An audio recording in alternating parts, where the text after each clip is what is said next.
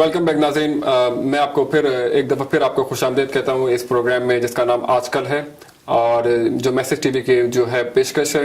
और आप लोगों के लिए हमने इस प्रोग्राम को तरतीब दिया है। इसका मकसद सिर्फ और सिर्फ ये है कि आप लोगों के अंदर पॉलिटिकल अवेयरनेस को और जो हमारे खिलाफ, पाकिस्तान के खिलाफ, मुसलमानों के खिलाफ जो चीज़ें आप मेन स्ट्रीम मीडिया में सुनते आ रहे हैं उनको क्लैरिफाई करना। और इस मकसद के लिए आज हमने जो मौजू चुना है वो पाकिस्तान तहरीक इंसाफ और उनका लाया अमल। और इसके लिए जो मेरे साथ शरीक गुफ्तगू हैं आतिफ अली शाह साहब, मैं एक दफा फिर आपसे पूछता हूँ कि खान साहब कहते हैं 90 दिनों के अंदर हम जो है मुल्क बदल के रख देंगे, ऐसा हो सकता है? बिल्कुल हो सकता है। हम कहते हैं 90 दिन के अंदर हमने कहा है कि हम टेररिज्म को खात्मा कर देंगे। देखें, इसको जादू की छड़ी नहीं है, बहुत सिंपल वाज़ेह तौर पर फार्मूला है। अगर आपने टेररिज्म को अंडरमाइन करना है तो आपको टेररिस्ट के आइडियोलॉजी को, उनकी कोहिजन को अंडरमाइन करना होगा, उनकी कोहिजन तोड़नी होगी, उनकी आइडियोलॉजी अंडरमाइन करनी होगी कि win the argument win the war. जब तक आवाम के अंदर ये देखा जाएगा कि एक छोटी सी अच्छा, नॉर्थ वजीरिस्तान में जाकर आप आर्गुमेंट बंद करेंगे? देखें जो बेसिक आर्गुमेंट वो ये है कि जब तक छोटी सी जमात को ये हमें पता, आवाम समझती रहेगी कि जो हमारी छोटी सी एलीट जमात के मफाद को कटेल करने के लिए हमारी हुकूमतें इंस्टॉल की जाती हैं, जिनका वाहिद मकसद मेक श्योर करना कि उनके जो मफाद परस एलीट है उसके बैंक बैलेंसेज बढ़ते रहें, उसकी पावर किसी ना किसी तरह कायम रहे और वो अपनी जुडिशल सिस्टम, पॉलिटिकल सिस्टम, हर सिस्टम की तहस नहस कर दे कि सिर्फ इसलिए कि वो ताकत में रहे। उस वक्त तक ये तमाम उनकी जो टेररिस्ट जो है वो अपनी आर्गुमेंट विन करते रहेंगे। इसके लिए हम कहते हैं पाकिस्तान तहरीक इंसाफ के पास पॉलिटिकल वाइड जमात है जो पॉलिटिकल इनिशिएटिव ले सकती है। किस चीज की पॉलिटिकल इनिशिएटिव? कि एक ऐसी लीडरशिप हम इंस्टॉल करें जिसकी एक जनरल अपील हो, जो लोगों के सामने आए, जिसके बाद में लोगों को पता हो कि ये जेन्युइन ग्रीवेंसेस हैं, उनको ये एड्रेस कर सकती है। और ये पाकिस्तान तहरीक इंसाफ ही है जो हुकूमत को वापस ग्रास रूट पे कनेक्ट कर सकती है। आप देखिए टेररिस्ट के जो बंदे हमें माने या ना माने, जो टेररिज्म को सपोर्ट कर रहे हैं किसी ना किसी लिहाज से, क्या वो आइडियोलॉजिकल हैं या वो नेशनलिस्ट हैं या वो हुकूमत के खिलाफ है, वो पश्तूनों में से ही आ रहे हैं। आपको उसी सबसे पहले ये करना होगा कि उन मासेस को विन करना होगा कि वो जो माजगाहें बन गई हैं जहां से उनके लिए वो सप्लाई लाइंस बनी हुई है, उनको काटना होगा। वो कैसे होगा? जब तक हम उनका एतमाद नहीं विन करेंगे। जब हमारी पॉलिटिकल पार्टीज ये कहती है कि जो है आप जो है वो तो उनके साथी हैं, तो आप यहाँ पे कैटेगोरिकली ये कह सकते हैं कि जो है आप जो है वो बिल्कुल उनके साथ नहीं है और आपकी सोच और आपकी आइडियोलॉजी बिल्कुल डिफरेंट है। फौज के ऑपरेशन की मुखालफत करने का मतलब ये नहीं है कि आप टेररिस्ट के साथ हैं। हम जो जिस तरीकेकार से ये मसले को हल किया जा रहा है, कहते हैं if you got a hammer in your hand then every problem is a nail. यूं नहीं हो सकता कि आप हथौड़ा लेके आपने कांच के बर्तन अगर आपने सीधे करने हैं, थोड़े से आप मार के उसको सही करें। आर्मी के पास किस वहां इस्तेमाल की जाती है उस प्रेशर क्रिएट करने के लिए ताकि दूसरी पार्टी को टेबल पे लाके निगोशिएट किया जाए। आप जिन लोगों के पास ऑपरेशन कर रहे हैं वो तो आम गरीब लोग हैं, मासेस लोग हैं, जो अंदर जिस जगह जिस ट्रेन में जाके हमने अटैक करना है, जिस जगह जाके हमने टेररिस्ट को डील करना है, उस जगह तो स्पेशल फोर्सेस जा सकती हैं, हेलीकॉप्टर्स जा सकते हैं। और सबसे जरूरी चीज है कि you cut the head of the snake and body will fall. आपने वो आइडियोलॉजिकल वो जो लीडरशिप है उसको टारगेट करना है। वहां पे 30 से ज्यादा नॉन ग्रुप है, उसके अंदर ऐसे ग्रुप है जो प्योर डाकू चोर है, जिनको पुलिस के जरिए डील किया जा सकता है। उनके अंदर बाज लोग हैं जिनके करीब मर चुके हैं। शुमाइला आपके सामने मिसाल है, बेचारी ऑन टीवी उसने आके एक बात की, उसने टीवी पे आके कहा कि जी मुझे इंसाफ चाहिए और उसने खुदकुशी कर ली। क्या उसको अपॉर्चुनिटी मिलती वो खुदकुश हमला नहीं कर सकती थी? और वहां पे पता नहीं बाजोड़ और फाटा के एरिया में कितने ही गरीब लोग हैं, छोटे छोटे बच्चे हैं जिनको बर्बाद करके उनके मुस्तकबिल बर्बाद हो चुके हैं। आप तो उनके जो मर गए, जो वहां पे अपाज आबादी है उसका तो हिसाब ही कोई देने के लिए तैयार नहीं है।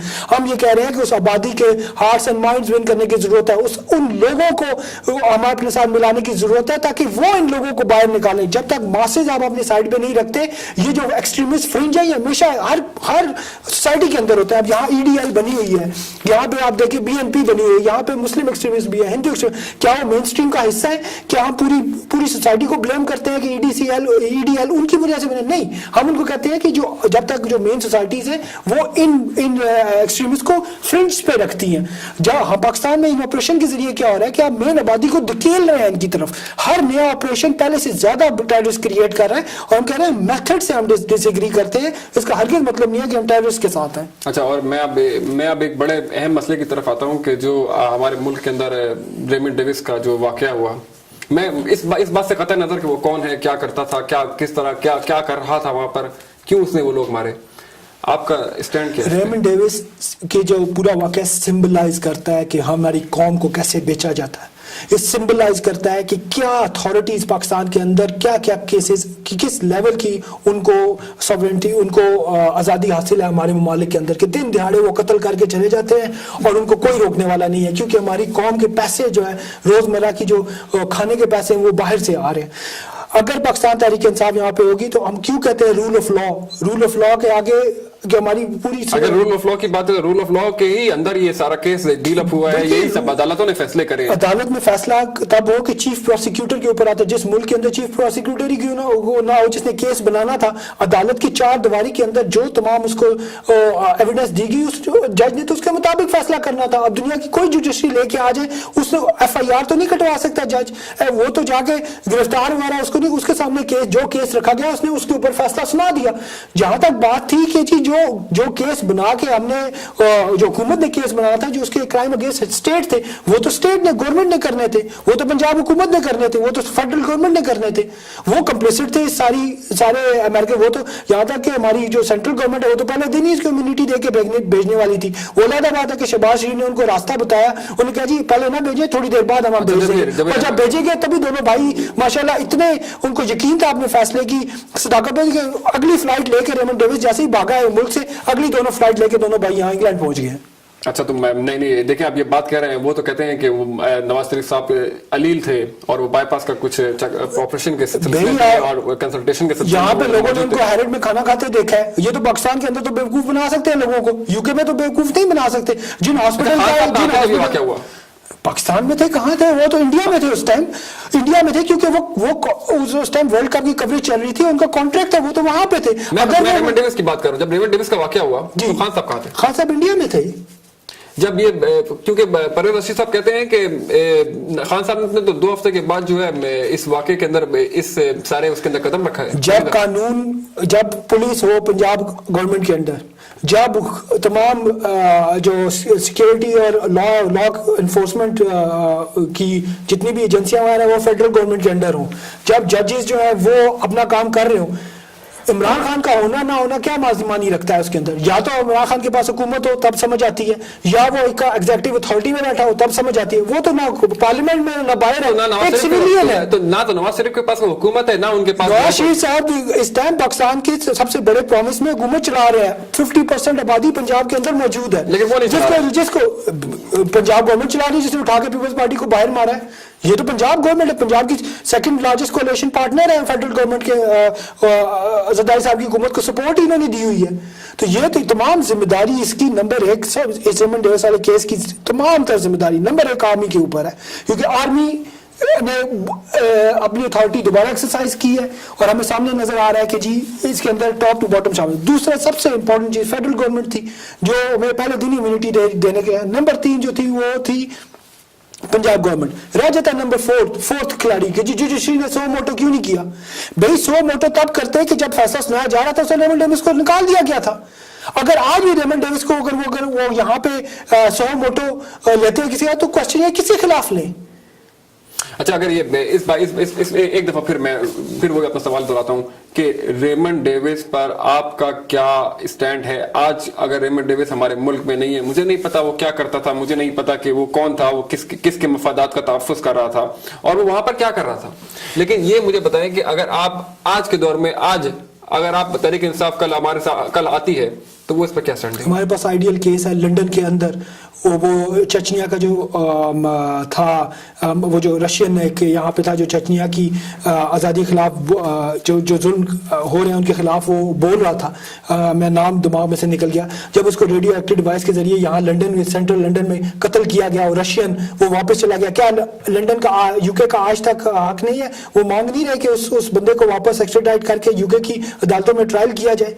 जब एक हुकूमत की जहाँ पे जब हम देखते हैं कि जी एक एस्पेनाज के जरिए कत्ल हुआ उन्होंने रशियन गवर्नमेंट के साथ, आज भी यूके की गवर्नमेंट का केस चल रहा है, तो क्या हमें पाकिस्तान को सॉवरेनिटी हासिल नहीं है कि उनके दिन दिहाड़े शहरियों को मार के वो बाहर चला जाता है और पाकिस्तानी अदालत के ऊपर वो इंटरनेशनल कोर्ट के अंदर वो उसको केस दायर कर सकती है या उसके रेड वारंट जारी कर सकती है कि उसको दोबारा पेश किया जाए और ड्यू प्रोसेस किया जाए?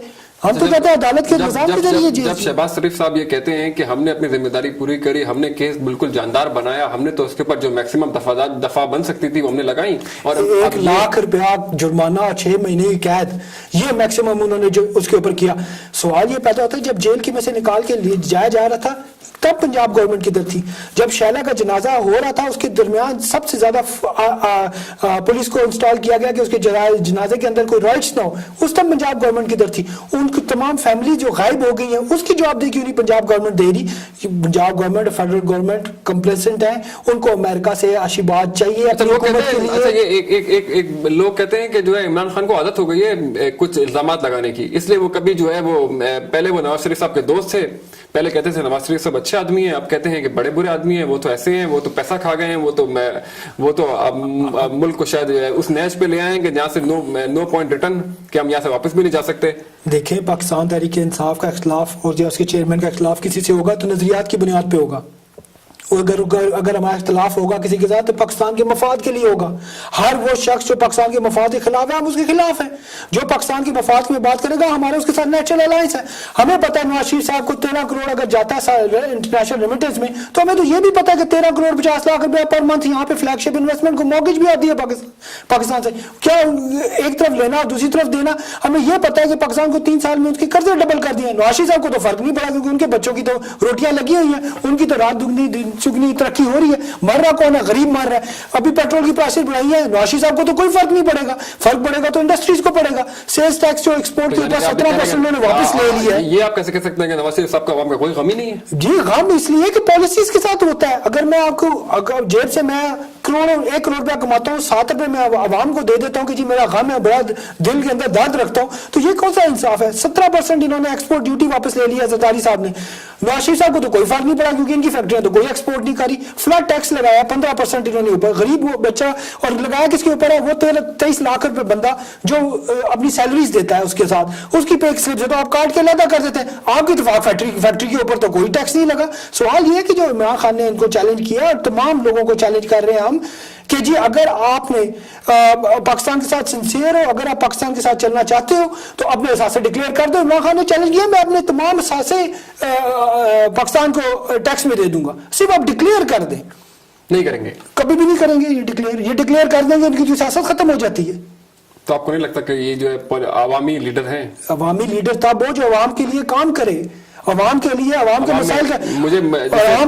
مجھے یہ لگتا ہے کہ ان کی جو روٹس ہیں وہ عوام کے اندر زیادہ ہے بنسبت تحریک انصاف کے. دیکھیں عوام کے اندر جو پاکستان تحریک انصاف عوام کا دل ہے. عوام کا دل کون ہوتے ہیں؟ نوجوان ہوتے ہیں. تبدیلی کہاں سے آتی ہے؟ نوجوانوں سے آتی ہے. کسی نوجوان سے ٹکٹ دیا ہے کبھی؟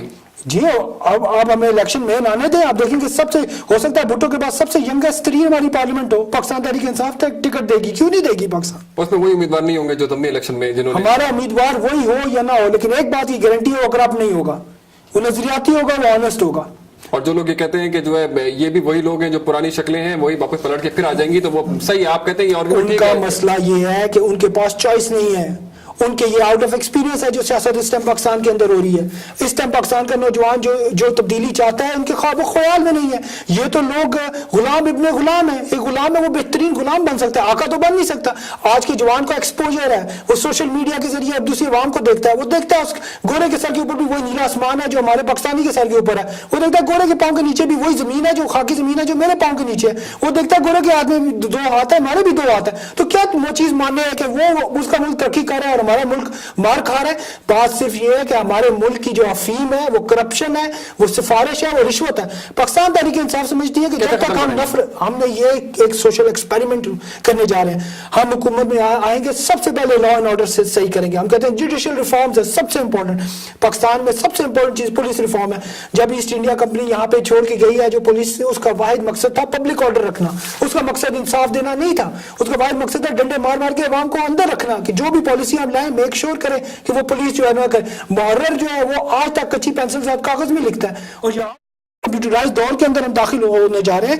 पाकिस्तान के सबसे पहले इंपॉर्टेंट चीज़ है कि हम जो कह रहे हैं कि जी हम जो इमरजेंसी लेवल लेके आएंगे, सबसे पहले लॉ एंड ऑर्डर की लेके आएंगे, हम अपनी पॉलिसीज चेंज करेंगे टेररिज्म के खिलाफ, हमारे जो तरीक़ाकार है हम उसको कम्प्लीटली तब्दील करेंगे, जो हमने आपको पहले बताया कि विन हार्ट एंड माइंड। और सबसे इंपॉर्टेंट चीज़ कि एक ऐसी लीडरशिप जिसकी रूट्स ग्रास रूट में हो, जिसकी जनरल अपील हो, बहुत ज़रूरी है इसके साथ। और एजुकेशन इमरजेंसी जिसका हम जो निमल कॉलेज से जस्ट स्टार्ट है इंशाल्लाह निमल यूनिवर्सिटी। अच्छा, हमने फॉरेन पॉलिसी में बात करी, अब थोड़ा इकोनॉमिक की तरफ आते हैं कि जिस तरह आपने खुद ने कहा कि पाकिस्तान का कर्जा जो है वो पिछले 3 सालों में ट्रिपल हो चुका है, तो अब इसके लिए क्या करेंगे? देखें, हमारे फर्स्ट 100 डेज का हमारा प्लान इंशाल्लाह हम लॉन्च कर रहे हैं। पहले दिन हमारा पहला वादा है उस कौम के साथ, जैसे ही हम हुकूमत में आएंगे हम कर्जा नहीं लेंगे। पहला हमारा ये चीज़ है, जो कर्जे पाकिस्तान के मफाद के खिलाफ है हम रीनेगोशिएट करेंगे उसके बाद। हम उसके बाद हमारा सबसे बड़ा एसेट जो है वो ओवरसीज पाकिस्तानीज है।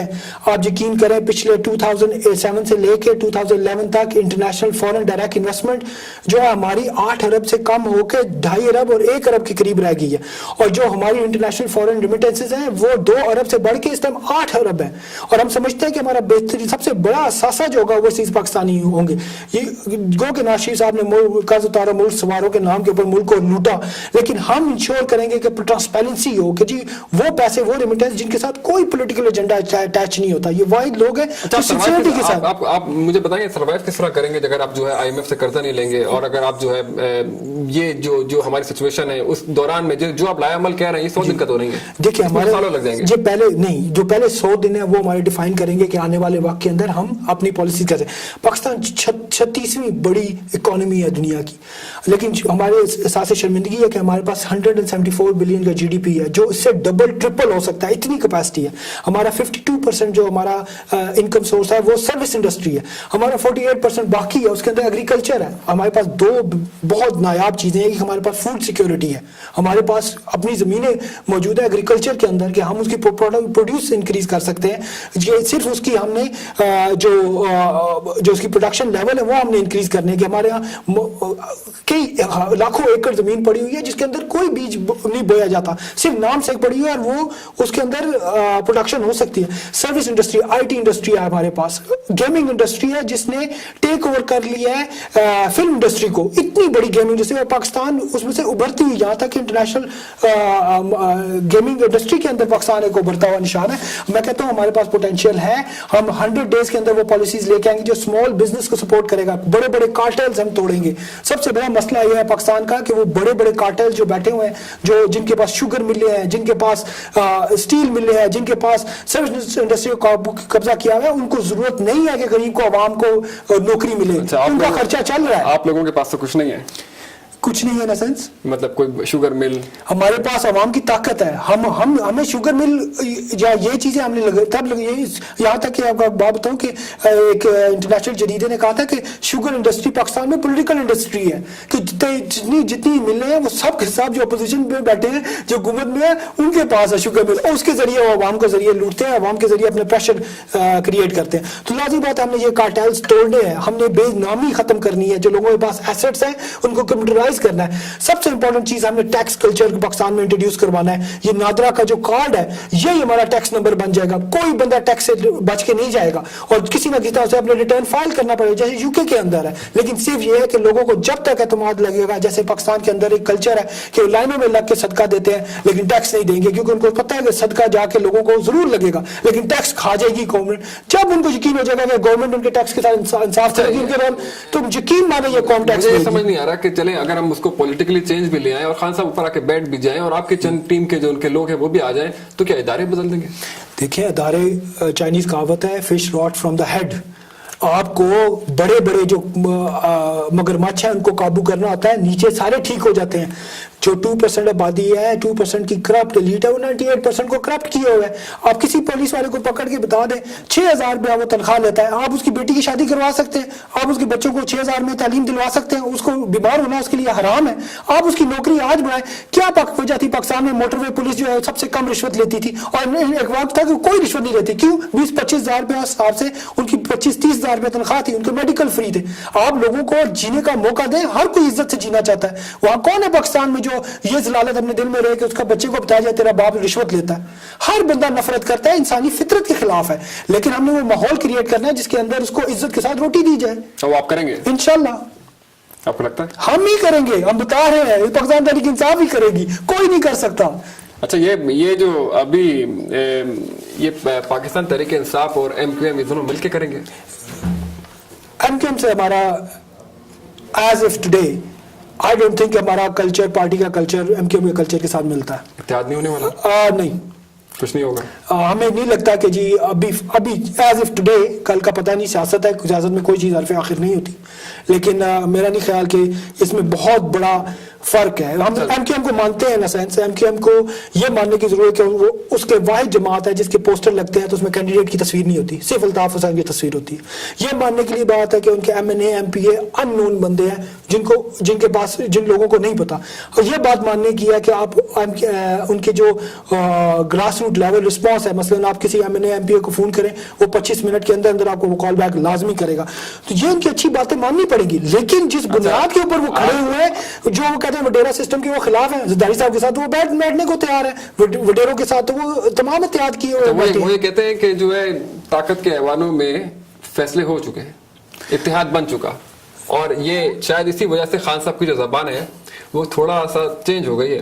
کچھ لگتا ہے مجھے کہ جیسے کہ کچھ جو ہے ان کی وہ جو تلخی تھی, وہ تھوڑی سی کرختگی تھی ان کی زبان کے اندر, وہ اب نہیں رہی ہے. دیکھیں عمران خان ایک ویژنری ہے. Imran Khan every grows from inside. اس کا کام ہے ویژن دینا. اس پارٹی کا جو کانشیس ہے پارٹی ورکرز ہیں. عمران خان ذات خود کچھ بھی نہیں ہے, اس کی پارٹی ورکر کا جو ذہن کہتا ہے, جو ضمیر کہتا ہے, عمران خان اس کے ساتھ چلے گا. ہماری پارٹی کی جو سینٹر آف گریوٹی ہے unlike M Q M, وہ عمران خان کی ذات نہیں ہے, وہ ہماری پارٹی ورکرز ہے. اور ہمارے لیے سب خوش قسمتی کی بات ہے کہ یہ واحد لیڈر ہے اپنی پارٹی جو اپنی ورکرز کی سنتا ہے, جس کو جو اپروچیبل ہے. اور ہم سمجھتے ہیں کہ جب تک پارٹی بالکل اپروچیبل ہے, میں کہتا ہوں سب سے زیادہ اپروچیبل پاکستان تحریک انصاف کا چیئرمین ہے, جس کو بھی بالکل سنتے ہیں. وہ ہم 100% اگر لاجیکلی اس کو بات کی جائے, آپ اس کو لاجیکلی کیس پیش کریں, اس کے اندر بتائیں, وہ لازمی سنے گا. اچھا, اگر کوئی ڈیسیجن آپ خان صاحب ایک لے ڈیسیجن, ایک بات ہے اس پر کوئی اپنا سٹینڈ ہو, اور اس پر جو آپ کی کمیٹی کو ایک سٹینڈ لے, تو کیا وہ خان صاحب عمران خان کو کمیٹی کے آگے جھکنا پڑے گا, اور کئی دفعہ ہوا ہے. اچھا, کئی دفعہ ہوئے پارٹی کے اندر, ہماری پارٹی کے اندر جس قسم کی بحث ہو رہی ہوتی ہے, وہ امیر المومنین نواز شریف صاحب کی پارٹی کے اندر نہیں کر سکتے. پھر ایسا تو نہیں ہوگا کہ اگر یہ لیگیسی, تب بھی میں کہہ رہا ہوں کہ یہ پاکستان تحریک انصاف ایک سوشل انجینئرنگ پروگرام ہے. یہ کوئی روایتی سیاسی جماعت نہیں ہے, یہ نوجوانوں کی انسپریشن ہے. یہ لوگوں کی آزادی کے تصور کا خواب حقیقت بنتا ہوا نظر آتا ہے, وہ پاکستان تحریک انصاف ہے. یہ وہ جماعت ہے جس میں وہ پڑھے لکھے نوجوان آئے ہیں, وہ 60% خاموش اکثریت ہے جو اسے کبھی بھی سیاست کے اندر ڈائریکٹلی حصہ نہیں لیا. اب ان کو امید نظر آئی ہے تو پاکستان تحریک انصاف ہے, کیونکہ ان کی سے ہے اس پارٹی کے اندر. اچھا, میں پروگرام کا وقت کچھ کم ہے, تو اس وجہ سے تھوڑا میں آپ کو یو کے پالیٹکس کی طرف لے کے آتا ہوں تھوڑی دیر کے لیے, آپ کی اپنی پالیٹکس کے لیے. سنا ہے آپ کے الیکشن ہونے والے ہیں؟ جی ڈیفینیٹلی, ہمارے looking forward to it. Pakistan Tehreek Insaf پہلی جماعت ہے جو ایک فری اینڈ فیئر الیکشن اپنی پارٹی میں کرا رہی ہے اوورسیز چیپٹرز میں, اور انشاءاللہ ہم سمجھتے ہیں کیونکہ mother of parliamentary democracy you کے ہے, اور یہاں پہ جو بسنے والے ہیں ان کے لیے زیادہ آسان ہے اڈاپٹ کرنا. اور ہم یہ الیکشن بھی فری اینڈ فیئر ہوں گے, ڈیفینیٹلی فری اینڈ فیئر ہوں گے. ویل میک شیور, کیونکہ ہمارا جو ٹوٹل اسٹرکچر ہے وہ انتہائی منفرد ہے. کہ ہمارا الیکشن کمیشن تو پاکستان کے اندر ہی بیس ہے, جو انٹرنیشنل کمیٹی ہے جس کو ہیڈ کر رہے ہیں ڈاکٹر ہمایوں ہیڈ کر رہے ہیں. ان کے ساتھ ڈاکٹر حماد ہیں, پی ایچ ڈی ڈاکٹرز ہیں. ان کے ساتھ ایڈیشنل ڈاکٹر ہماری ڈاکٹر الوی جو سیکرٹری جنرل ہے, ان کے سپورٹ میں additional secretary general Saif Ullah Khan نیازی ہیں. ہماری جو ڈیمارکیشن ہے وہ یورپین یونین کے جو ڈیمارکیشن ہے یو کے میں, انگلینڈ میں, ہم نے وہ اڈاپٹ کی ہے. ہم فری اینڈ فیئر انشور کر رہے ہیں. فری اینڈ فیئر ہو اس کے لیے ہم out side belting service, electoral reform commission جو ہے اس کی بیلٹنگ سروس ہم کر رہے ہیں, جہاں ہم بائی پوسٹل لے کے جائیں گے, اور باقاعدہ ہمارے ڈیبیٹس ہوں گی, مینیفیسٹوز دیے جائیں گے, تاکہ ہمارے ورکرز کو انفارم ڈیسیجن لینے میں مدد ہو. اور دوسرا یہ کہ پی ٹی آئی کو ایک انسٹیٹیوشن بنایا جائے جس کے اندر جب فیوچر ہمارے پولیٹیشین تیار ہوں, جو انشاءاللہ ہم لے کے آئیں گے, اور پاکستان میں جا کے وہ پاکستان تحریک انصاف کے لیے کام کریں, تو ان کو وہ بنیادی माइंड स्ट्रक्चर दिया जाए जिसके जरिए वो पार्टी को एक इफेक्टिव टूल के तौर पर इस्तेमाल कर सकें। यहाँ पर ये बात कही जाती है कि कुछ अकाउंटेबिलिटी का इशू है तहरीक इंसाफ के अंदर, खास तौर पे यूके चैप्टर में। नहीं, देखिए, पाकिस्तान तहरीक इंसाफ हो कि चाहे पाकिस्तान के अंदर हो या बाहर हो, हम कहते हैं हमारा कॉर्नर स्टोन एहतसाब है। एक्सटर्नल एहतसाब वोट के जरिए, इंटरनल एहतसाब हमारा जो इंटरनल हमारे कॉन्स्टिट्यूशन और लॉज हैं उनके जरिए।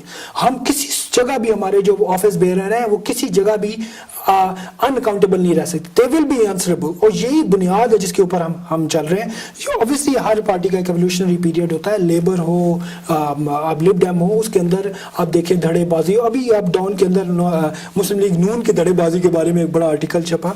तो एक ही इशू के ऊपर मुख्तलिफ पॉइंट ऑफ व्यू रखना और इलेक्शन के जरिए आपके ऑफिस बेरर लाना और रिस्पेक्टिंग द मैंडेट कि जो बाहर बैठे, यही सियासत का नाम है। Thank you so very much Shah साहब, आपसे बात करके, आपसे मिल के बड़े इंतहा खुशी हुई, और आपने जो बातें कही वो मुझे लगता है मेरे व्यूवर्स को बिल्कुल पसंद आई होंगी। और हमें अपनी आरा से जरूर आगाह कीजिए, और अगर आपके दिल में आपके इस प्रोग्राम के बारे में कोई फीडबैक हो तो मैं आपकी पॉजिटिव और नेगेटिव दोनों, और बल्कि खास तौर पर नेगेटिव जो है वो फीडबैक ज्यादा सुनना पसंद करूंगा, ताकि मुझे भी और हमारे प्रोग्राम को, हमारे प्रोड्यूसर्स को, हमारे चैनल को जो है इस्लाहात का मौका मिले। कल तक के लिए इजाजत दीजिएगा। अस्सलाम वालेकुम व रहमतुल्लाहि व बरकातहू।